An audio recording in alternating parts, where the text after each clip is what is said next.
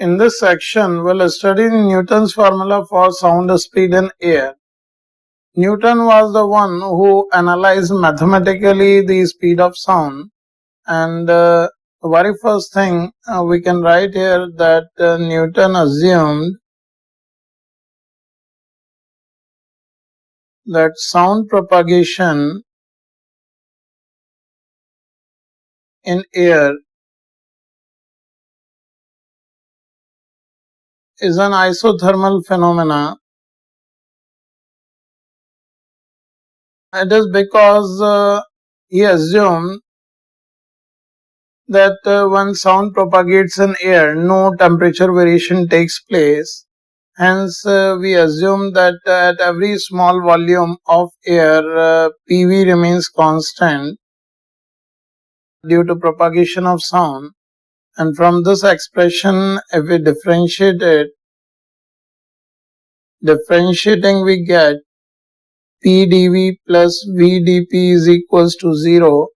And on rearranging these terms, we'll get the variation in pressure for any small volume change.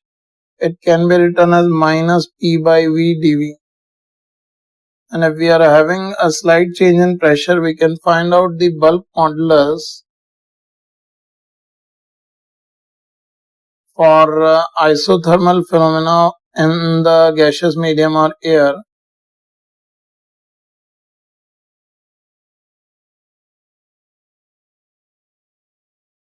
Thus we can calculate as negative of dP upon dV by V, where dP is if we consider an excess pressure on a small volume V and corresponding change in volume is dV.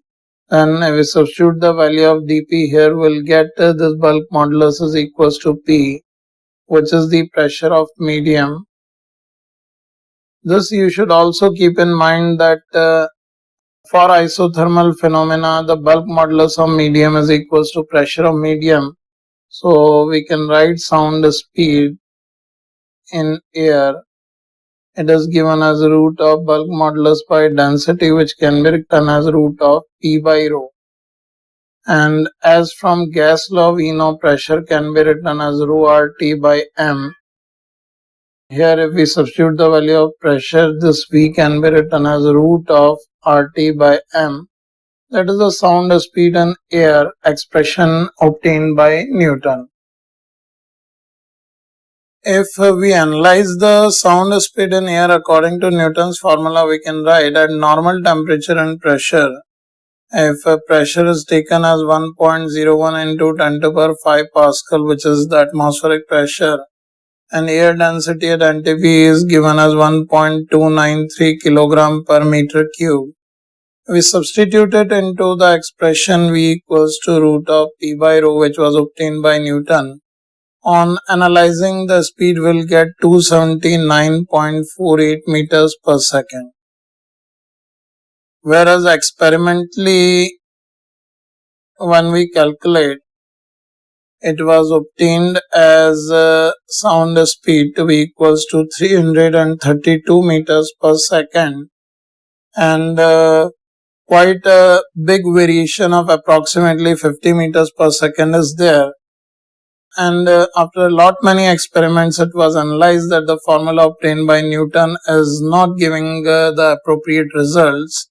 So based on this, a correction was done in the Newton's formula by Laplace. So let's study the Laplace correction in Newton's formula. Actually, this Newton's formula was modified by Laplace in terms of its bulk modulus, and Laplace analyzed, and we can say the Laplace analysis was basically for particular kind of propagation of sound, how air molecules oscillated. So Laplace analysis was basically air molecules are cooled and heated in the process of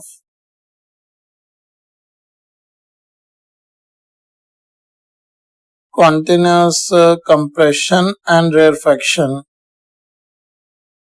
In rarefaction, as suddenly the molecules are separated, the molecules get cooled down, and when these are compressed at the point of compression, these are heated up.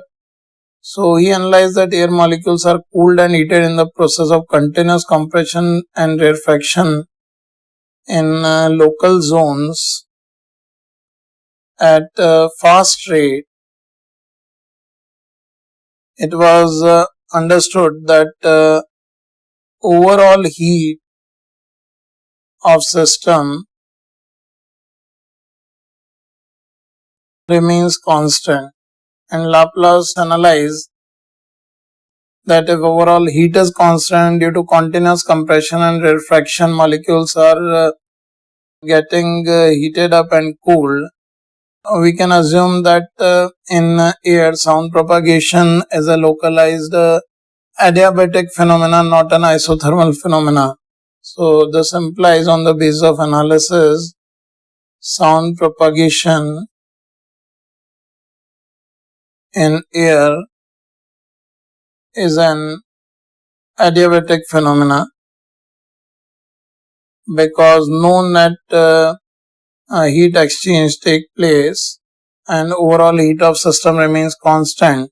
So based on adiabatic phenomena, the bulk modulus will no longer be same, it will be slightly different. Let's calculate it.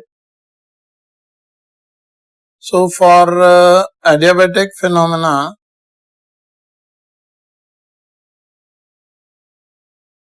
in local zones in which the sound is propagating, we can write PV2 power gamma is a constant, and if we differentiate it, differentiating will get P into gamma V2 power gamma minus 1 dV plus dP into V2 power gamma is equals to 0. Here V2 power gamma gets cancelled out, and on simplifying we'll get gamma P by V dV plus dP is equals to 0. So if we find out bulk modulus for an adiabatic phenomena,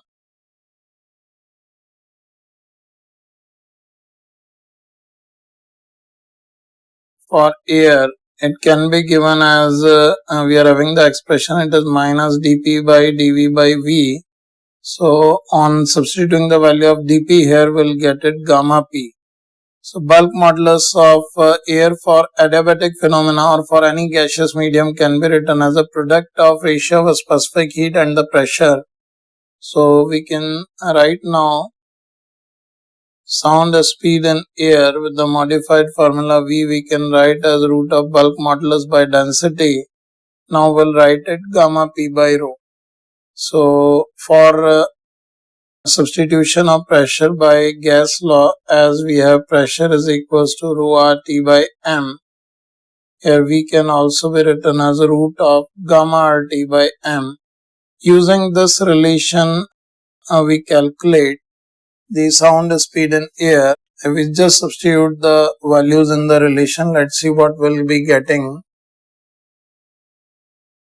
Now if we substitute the values at NTP, it can be written as the pressure we know at NTP it is 1.01 into 10 to power 5 Pascal and density is 1.293 kilogram per meter cube. If we just get the value of ratio of specific heat for air, it can be written as 1.42, and if we use the relation V is equals to root of gamma P by rho, on substituting the values it is 1.42 into 1.01 into 10 to power 5 divided by 1.293. On calculation it will give us 333.04 meter per second, which is in a very good agreement with the experimental value of V, which is 332 meters per second.